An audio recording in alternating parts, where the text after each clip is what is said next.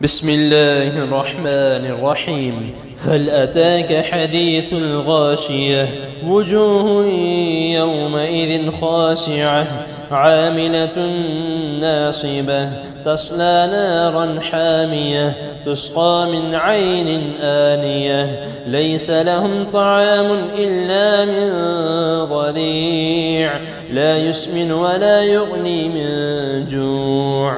وجوه يومئذ ناعمة لسعيها راضية في جنة عالية لا تسمع فيها لاغية فيها عين جارية فيها سرر مرفوعة وأكواب موضوعة ونمارق مسفوفة وزرابي مبثوثة أفلا ينظرون إلى الإبل كيف خلقت وإلى السماء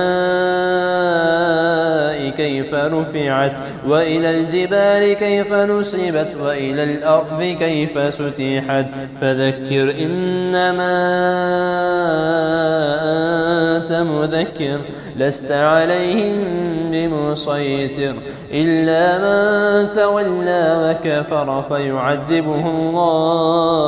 فيعذبه الله العذاب الأكبر إن إلينا إيابهم ثم إن علينا حسابهم.